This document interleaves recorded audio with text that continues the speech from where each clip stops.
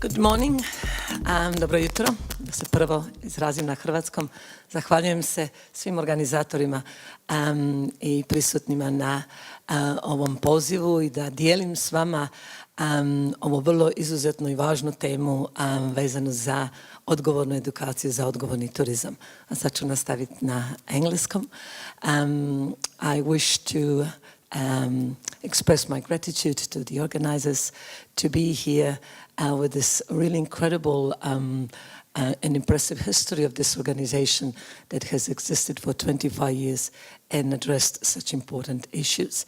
And I would like actually to thank the President, Luis, on actually saying quite a few key words that are going to be relevant to my presentation today on the transformation of the new, on being current to transmit the history of the old, and how that requires an open-mindedness, how we are in the change of an era. And that's going to be the topic of my presentation today. The bio kind of has given you the overview of my professional career, but what I would like to highlight here is the fact that while I was in New Zealand for 12 years and when I moved to the Netherlands as the associate professor there, I ran a lot of research projects and traveled all around the world where I saw what tourism can do and does to many places around the world. And that what really almost broke my heart, I have to say, because if we are not really careful what and how we develop tourism and what we teach in tourism, tourism has really destructive power to destroy resources, cultures, and the quality of local livelihoods and local lives. And this is honestly why I have actually returned back to Croatia. After 20 years of being overseas, I was quite nicely settled in the Netherlands, having my tenure, a kind of a job that many people dream about. You have a lifetime job, you're an academic at a prestigious university. Wageningen University is recognized as a top university in the Netherlands for sustainable development education. And then I was observing what was going on around the world and in Croatia. And coming from a little island of Murter, this is my region, I realized that my little island, fairly little island, changed so dramatically in the last 40 years of mass tourism. And Croatia is now at the crossroad to really seriously think where we are heading. We might still be able to stop it if we do really think critically. And we really translate that critical thinking into critical action. And this is what also motivated me to set up this critical tourism studies network that now covers many networks all around the world, and we have conferences. But I wanted to come back here to Croatia to try to influence the policymakers and the practices to really raise the awareness how important it is to think about tourism differently, to change the way how we see the world, and then we're going to change the way how we see tourism. And what you see here on the first slide is actually some of the research findings that has come out of this research project that I've been running for the last few years, as it was said in my bio, being funded by the Croatian Science Foundation on trans tourism. It is amongst very few projects that have been funded by Croatian Science Foundation because, as we know, academics know from the field of tourism, often tourism is not perceived to be as a serious science, while I would argue it really is. And I'm actually really happy that this conference is organized by the Center of Cultural and Interdisciplinary Studies, so that we start to see tourism beyond economy, growth, and numbers. Tourism is an all-pervasive phenomenon that touches every corner of society. Designers, artists, architects, plumbers, electricians, cultural heritage, natural heritage, fishes, animals, ecology, the whole eco and social system. And we only think often about tourism as hotels and hospitality. I don't know any other so-called industry, and I'm going to challenge that term too in this presentation. I would rather say it's a sector, it's a catalyst through which we produce a lot of change and indeed transformation. And we still think about tourism as an industry. And what I'm going to do today, I'm going to show you where this mindset comes from and how we can change it. And what my research has shown, it is that tourism actually more and more provides an opportunity for many travelers around the world, as I said, as a medium through which travelers can reinvent themselves and reinvent the world they live in. Because we all feel the pressure. Don't you feel the pressure, what's going on around the world? Don't you know what is going on with the global climate change? I don't want to sound now too repetitive. You don't. Some people say they don't. But United Nations have just, the new report by the International Panel on Climate Change that has just been released a few weeks ago. And this also visually illustrates what's going on with our planet. Everything is screaming that we cannot continue with the business as usual. In this report, they say that we have only 12 years in order to reverse what we have already done. After that, we're not going to be even able to reverse anything. We are on the road to total disaster. Disasters which we already see in the changes of the climate, the flooding, the tsunamis, and everything else we now witness all around the world. So I would argue in this presentation, Mother Earth is screaming for a transformation. And what I'm going to say today is actually not alternative. It's not avant-garde. It's not provoking. This is what many scientific sources and scientists and experts actually really clearly illustrate, that this is what is absolute condition if we want to really think about any sustainable future. I'm afraid this is the case. And I'm going to bring a few maybe bad news before I can also illustrate how it is not all bad. Then we have a lot of projects and initiatives and people who actually are responding to this scream of the Mother Earth for transformation. But let's look at why. This is a nice illustration of what has been going on with our earth exploitation for the last 50 years. Look at this curve, statistical curve of exploiting the resources, of deforestation, of the growth, you know, you name it. I'm not going to go through every curve. But this is what has been going on for the last 50 years. We've just been growing and growing and growing because economy is what it seems to be the only rhetoric of all major political discourses and basically the daily agenda of our lives. And this is why the now climate scientists and all other social scientists say that we have entered the new era of Anthropocene, which means for the first time we are actually entering the logical era where humans have changed the shape of the earth. And this is an illustration of all the greenhouses where all the industrial food is produced in Spain.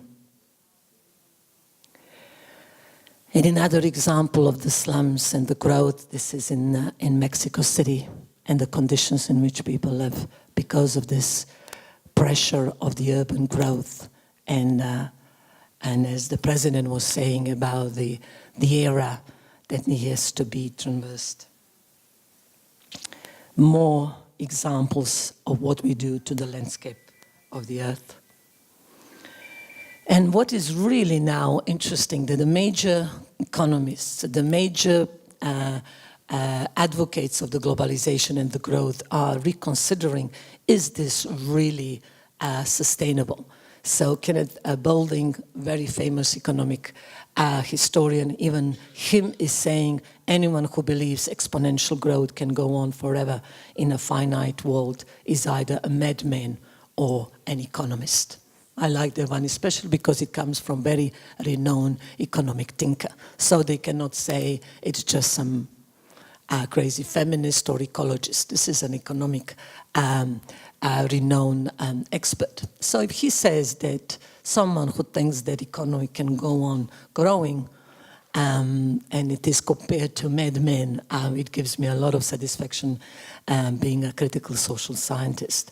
And when you see at this curve, I would just like to ask the audience, do you know, in the nature we all know that we have this curve of the cycle where we go through the death and then regrowth again, so it's a cyclical. But the only curve that it is in the human, in the living organization around us that keeps on growing on the host and destroying it at the same time. Do you know which other one is compared to this curve of exponential growth of our economy? It's cancer. Cancer cells keep on growing like this, eating the cells of the host, which is the human organism. And this is what we do to our planet. We keep on growing, and we keep on eating our cells and resources on the basis of which we live. And we are just waiting for the moment when this hostess is going to collapse. I mean, she's already collapsing, but maybe the heart is kind of trying to still beat. So we have some more people who are saying that climate change is the greatest market failure the world has ever seen. And this is Nicholas Stern, former World Bank chief and current chair of the London School of Economics. So this is what is really interesting. So this is not any more marginal discourse. We are now talking about the serious institutions, the London School of Economics, talking about the market failure and all this paradigm that currently we are questioning. And this, the reason why I'm also putting next to my report, which you can download on UNWTO, a lot of these references are available there. It's a free download. We did it in the collaboration between UNWTO and the Institute for Tourism, where I have summarized all this references, although I didn't go into that kind of detail because I have to say UNWTO censored some of my references because they thought that it was a bit too radical. So we have to continue to look at what are the implications of it. And in terms of what this economic growth really brings. Everyone says it brings prosperity, it grows the quality of life, it feeds the hungry and all that. I don't think so. On the top of the BBC, the Credit Suisse report that was released at BBC Business News 4 years ago, that top 1% own half global wealth. Just a few days ago, Swiss Bank UBS report has released shocking, absolutely shocking statistics. At the time when we speak about austerity in Europe and we have no money, 2017 has been the year of the highest wealth record of the richest ever in history. So 2,158 billionaires grew the combined wealth by 1.4 trillion last year, 17%, which is more than GDP of Spain or Australia. 2,000 people, nice. That says something about economic growth and how much it really benefits to others. And is this economic growth really brings the wealth and sustains our well-being? That is also very questionable, as we can see the statistics of overweight and obesity. So we have, and I don't want to get into also a lot of statistics, how much food gets wasted, that annually it can cover the whole of the Europe in terms of the amount, how much food we get wasted. And we wonder what kind of food we actually eat. It is not also necessarily that more money increases happiness.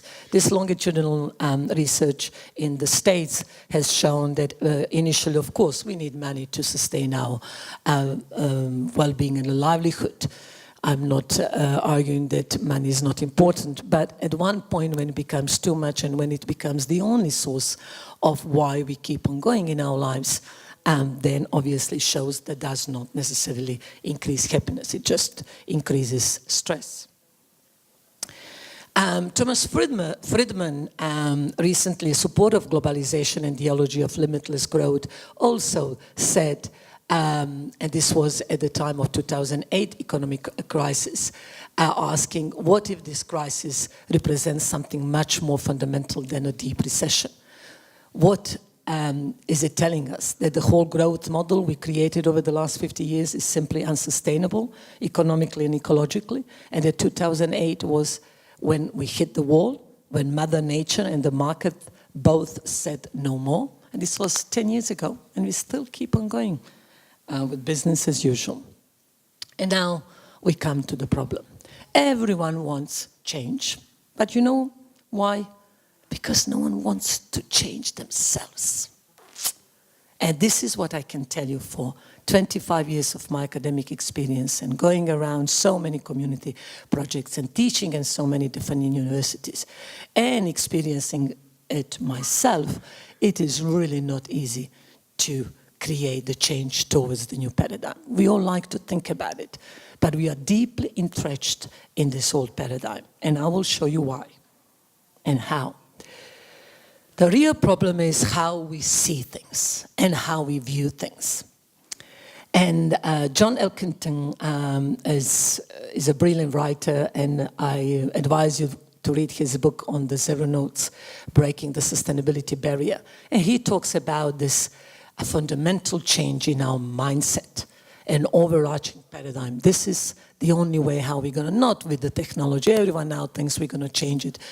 Of course, technology is going to help, but the point is not just to change technology in order to produce more sustainably. It really is to think how we see the world, and do we really need as much as we perceive that we need. So to really look at our lifestyles and the way we see the world and ourselves. So I'm going to very quickly go, where do our mindsets come from? Where the industry for tourism comes from? Why we speak about the markets, industry in such a way like it's totally normalized discourse. It comes back to these guys. I'm sorry to give you a very brief history class, but I think it is quite important to critically to re-educate ourselves, because this conference is all about education. And that's what I'm going to now, this particular presentation also is representing part of that transformative education for responsible tourism. And at the time of Isaac Newton, Sir Francis Bacon, as we all know, this was the new Renaissance, the scientific revolution. It was very much necessary. It was in the time of dark ages of Europe where everyone believed it was flat earth and the earth is sacred and we have to be afraid of it and it is created by God. And the scientists of that time wanted to create the new world, view of the world. And Sir Francis Bacon is the one who created this method of science, quote, "Man must torture nature's secrets from her to bring about a more rational order." So when you look at that, the language of it, torture nature's secrets. I would really then parallel this to what we do today. We really torture nature when you look at all the processes, how we rape the earth with fracking and producing all this kind of taking down the forests and really destroying it all. So initially, I'm sure Francis Bacon didn't mean about that, but he really wanted to look at the nature as the object. She was not alive. And Isaac Newton very much perceived this. It's a mechanical view of the world. It's just basically the nature is there to be dissected and to look at for what it is objectively. She has no life. She's not a living organism. And then next to physicists and biologists, then we of course got the discipline of economy and very well known Adam Smith and his book on the wealth of nations, which we still very much normalizing accept today. We all talk about this invisible hand of the market, how it is going to regulate, bring all of the solutions to our problems, because it is one of the most quoted statements in this social science literature is this one. It is not from the benevolence of the butcher, the brewer, or the baker that we expect our dinner, but from their regard to their own interest. So basically, this, of course, together with the Darwinian view of the survival of the fittest, that's why we only talk about competition, we only talk about, the survival of the fittest. And so this whole mindset that we cannot create collaborative economy and different paradigm, we have to compete because we are constantly fighting each other because we are simply self-interested individuals. So this is the mindset that has got into our genes, and this is how we create our economy and our society. And that's on the basis of that comes Industrial Revolution, and based on this focus of efficiency, productivity, producing more for less. And this is why we talk about tourism as an industry. We all know that tourism as we know it today was born in 50s and 60s, and it really borrowed the ideas from the automobile industry. It is a mess of everything in order to standardize, in order to homogenize, because we all know tourism started from Europe, from the Western perspective, going to the so-called peripheries, and they needed to produce standardized kind of reassurance for the international visitors. They're not going to get sick when they go to Asia or South Pacific. They're going to have a standardized, industrially reassured, guaranteed product. And that then got translated into the landscapes that we all know that are the same. So the Gold Coast, high-rise hotels are the same in Spain or in Croatia. It does not make any difference where they are. They just don't take into account the local uniqueness. And this is the mindset based on boxes and lines. This is the view of the hotel box. As you notice, the hotels are all made in boxes, types of standardized. We challenge now that, of course, but this is how industrial tourism started in 60s and 70s. And I think people in Spain know very well what that did to Spanish coast. All these now hotels from 70s that are getting ruined because they are making a visual pollution and physical pollution, environmental pollution, because they tried to do this. And the key question is here. Can we all get out of this box? And this is where responsible transformative education comes in. How are you doing? Am I scaring you? You following me? How am I doing with time? Okay. And I wanted to really pause on this particular slide, because it's a really difficult one. Because I am now challenging a lot of mindsets that are deeply entrenched in our education, in our way of being and our way of living. And this is not easy. And now with my experience with transformative education and transformative tourism, I can reassure you we are now at the end of the project for 4 years. I visited so many transformative education and transformative tourism projects. And it's not easy to live in the transition from the old to new paradigm. And we might not even see this, at least not myself, that change that is going to be so visibly in the front of my eyes. I hope. But what I see here is a lot of young faces, and I really trust and believe that young people feel this. I know this from my daughter, who belongs to Millennial Education, being 27, and questioning this mindset, being also educated in a critical way of thinking. But the question is always, how do we now make the shift to the new paradigm, where the old paradigm is still deeply entrenched as an overarching framework in which we think and organize our economy, our society, our education. It's not easy to let go the old way of being and thinking. But luckily, we have again science and scientists to help us to do so. We have the first one that I really would like to highlight is a James Lovelock. The James Lovelock who wrote the book on the vanishing face of Gaia. He's now 90, over 90. And he basically, from geology and geophysiology of the Earth, has actually proven, looking at the changes of the Earth over time with the body of the temperature, has actually proven scientifically that the Gaia, Earth, is it's like a living organism with her ecosystem, and all of the forests and the rivers and the oceans and us humans and all other living beings are like a human organism of dependent organs. And if we destroy one ecosystem somewhere in Brazil, we people in Croatia are going to be affected by that, because she's a breathing organism. So there are a lot of scientists that are now showing us scientifically challenging Isaac Newton's mechanical view of the world, challenging the mechanical physics and the biology, which is seeing nature just as an object.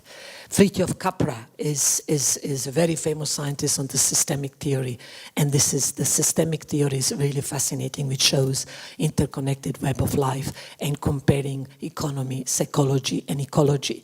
He is very well known also a scientist. And in my research for the last, I can say, 10 years, the research on transmodernity, on which I don't think I will have time to really cover fully, because it's a very, very complicated subject, but this is what I studied. I did not study just tourism. I have PhD in human geography. Tourism came to me just as a very powerful socio-economic phenomenon, which I found that it was changing the geography, human geography and geography of places. And this is why I studied bigger picture. And then I went into also critical management, into social anthropology, into psychology, into philosophy, you know, from Eric Fromm to bell hooks to Willis Harman, global mind change. He's the one who sits, who is behind the Silicon Valley vision. He passed away in the late 1990s. He already back then, 20 years ago, talked about the global mind change. So many people who recognize we are at the time of the critical paradigm shift. And they also changing the perspective of Adam Smith that we are self-interested individuals. Another person, I will get onto transmodernity, that changes this, it's Jeremy Rifkin. He's now even advisor to many governments, so I just don't know why governments, I mean, I do know why governments don't listen to him, but he wrote this really powerful book on the empathic civilization, where he really seriously challenges Adam Smith's perspective that we are self-interested individuals, that we are actually compassionate human beings, and that we do care, that we thrive when we contribute to the community. The reason why we have all these statistics, I didn't want to go into all the statistics to really depress you on the suicide. Did you know that actually when we look at the death everywhere today in wars and everywhere next to the wars, it's suicides. you know, and in suicides, from depression, from alienation, because this way of living, which keeps us on the rat race, keeps alienating people. America is the best example of that, with shooting and with all sorts of the madness. And it is because we have been convinced that we are self-interested individuals who are going to live in their nucleus family and just look after our own child and a husband, while we actually want to contribute to community. And a lot of research actually shows that people who give are more happy than those who constantly just take just for themselves. And this is very powerful, changing mindset, you know. And I mean, even Philip Kotler is, you know, and this is not, don't take it, I know this always, especially in this context, as soon as we challenge this kind of community versus capital, it becomes socialist discourse. This is nothing to do with the socialism or communism.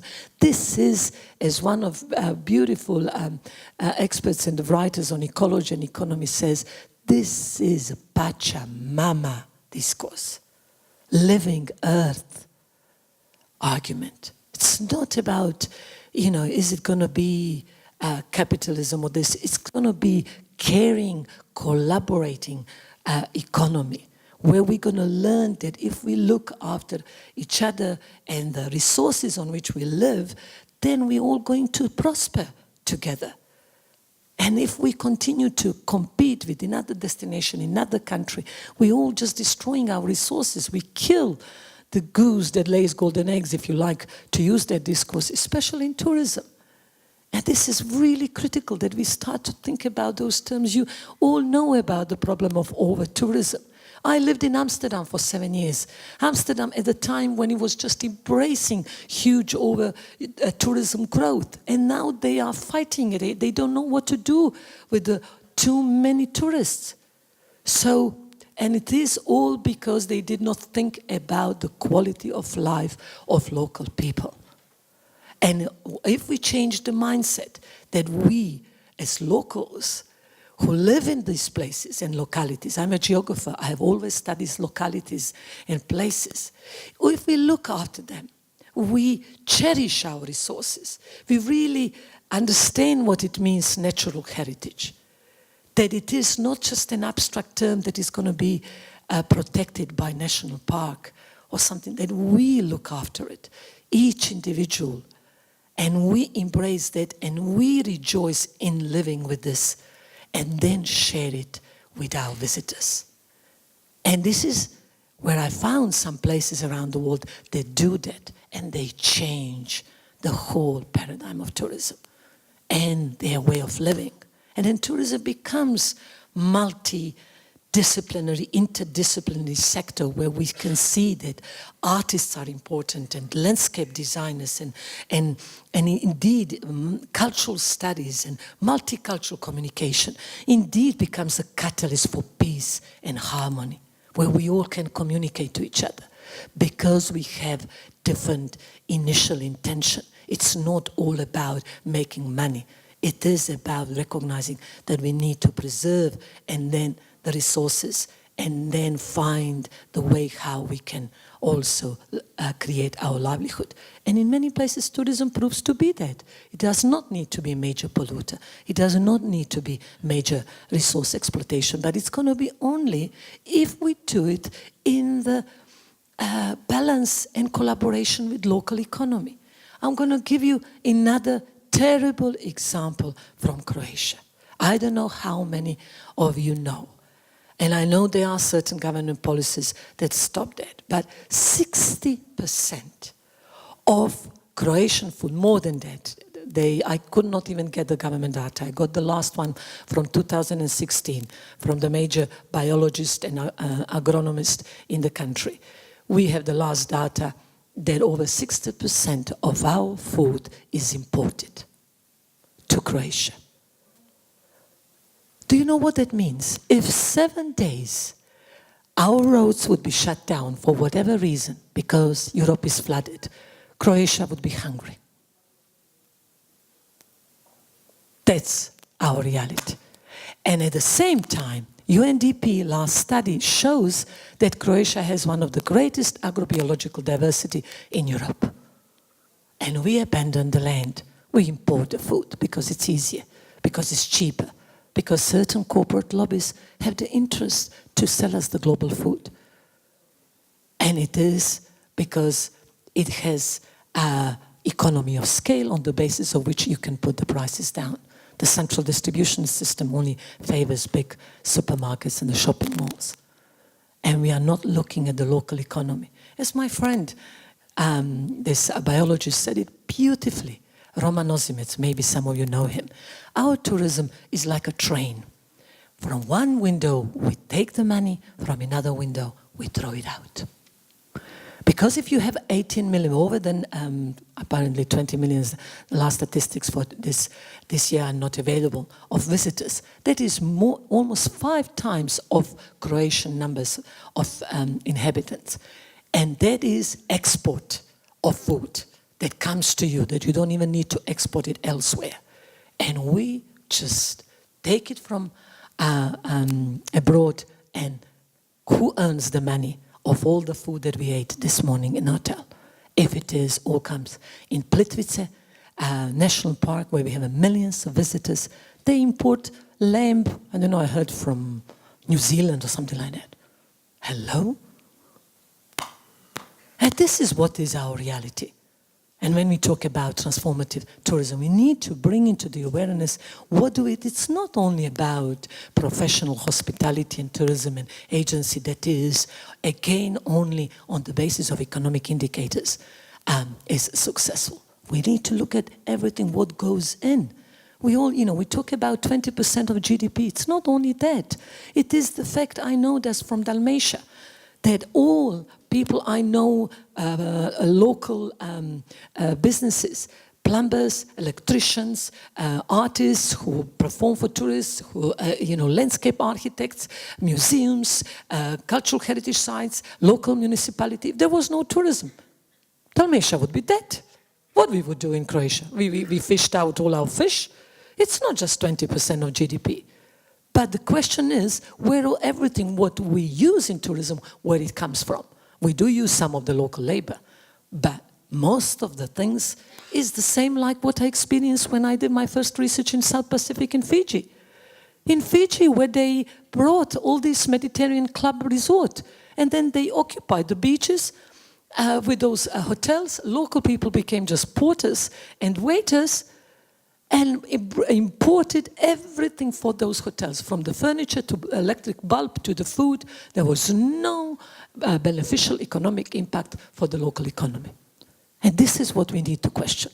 I was last week at the Days of Croatian Tourism in Hvar. There were just a few, there was one award for the sustainable destination, but there was no discussion about how sustainable our tourism is.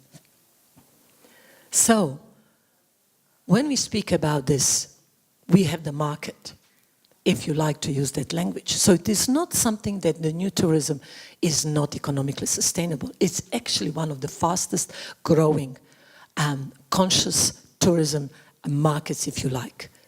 And this means that now more and more are people looking for ecological food, are looking for the ethical businesses, are looking for the local uniqueness. And this is what my research has demonstrated and proven. And in some of the research, it is even called as silent revolution.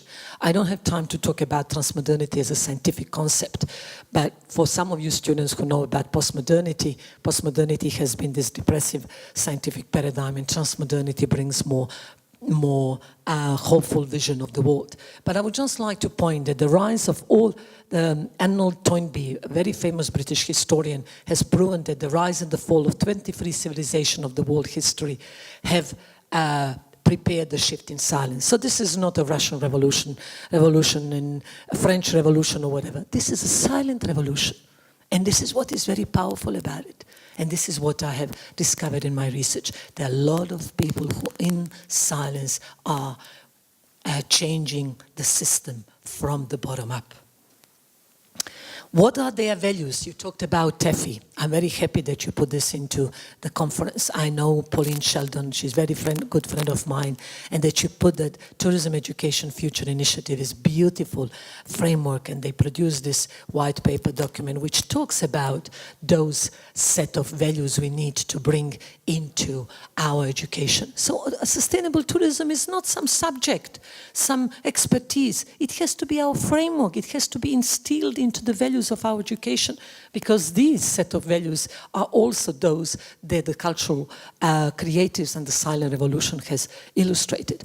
And a lot of research they have done on those so-called transmodern tourists, transformative tourists, conscious tourists, however you want to call them now, the literature is full of that. Even French Vogue said that now transformative travel is in the fashion. So it definitely has come to the forefront of our discourse. When I started it 10 years ago, everyone thought that I was totally crazy what I'm talking about. Now it has become almost totally normal, which just shows how important it is to think beyond the box. So as you can see, ecological sustainability to the globalism, which is the concern of a global population, positive human values, authenticity, altruism, social activism.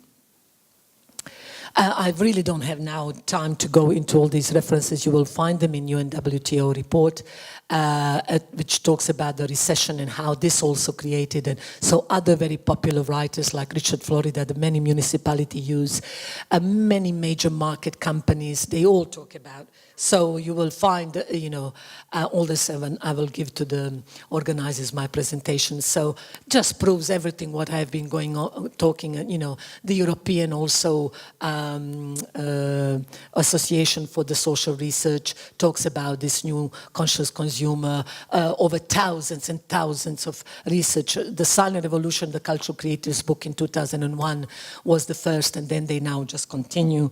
So you have also Ogilvy Meta study.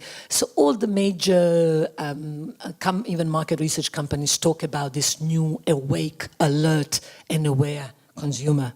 Or I would rather say citizen, because we have to get out of this, that we are only consumers. We should become conscious citizens. So this now conscious and consciousness have become very much part of the economic discourse, and because it has been recognized that doing good is also good for business. So it's not anymore, oh, you are on the margin of the society and you're not making money, how I'm going to sustain my business. So it has even economic rationale, but that's not is not the point that it becomes. You know, at the moment we live for the profit. Profit becomes a consequence, but the point is to begin with a social mission and vision, and then profit comes as a consequence. It takes some patience and conviction and determination, but the statistics, again, research proves that. So more research on tourism. Conscious travelers are wired to care. So it's a lot of evidence that now everything what is local is, you know, so when you come to local place that you really experience local people, local experiences.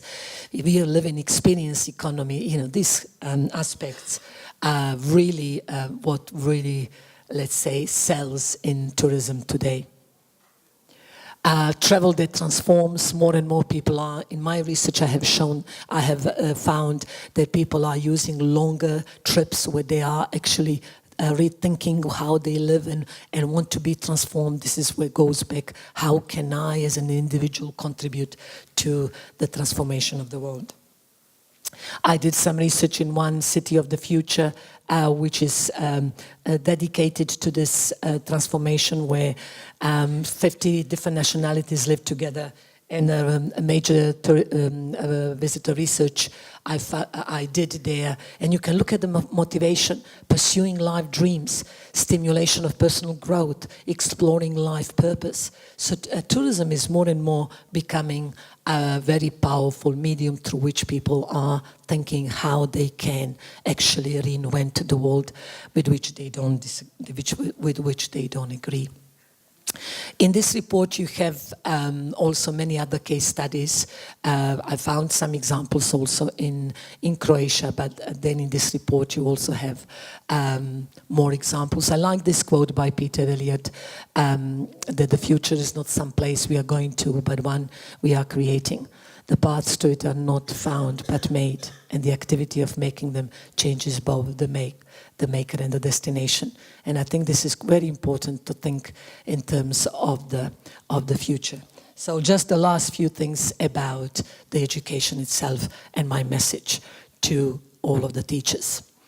This is a writer who very much inspired me actually to start Critical Tourism Studies Network and the Pedagogy of Hope. I set up this Academy of Hope and even published books. And she wrote many beautiful books on this more transformative pedagogy and education. And I think it's very relevant to the subject of today, and how learning is a place where, you know, as she says, the academy is not a paradise, but learning is a place where paradise can be created. The classroom, with all its limitations, remains a location of possibility.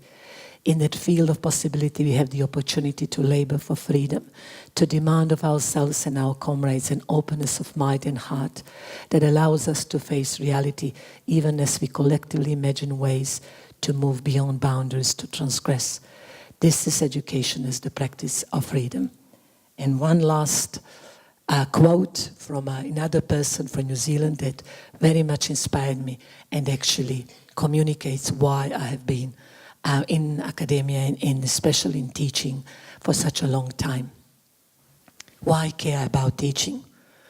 And many academics will recognize themselves, especially at the time today when we are under pressure to publish. After all, my university provides strong incentives to ignore it. If I write enough grants to receive a few, I can increase my income by 25% per year through summer salary, and my profession rewards original research papers more than successful students. I care because if I have a day in which I have seen students' eyes light up on encountering an amazing idea, or in which I can see a student progress in thinking, writing and speaking with clarity and grace, or in which a student grows in any other way because of something I have said, done or arranged, I feel better that very night. Thank you very much.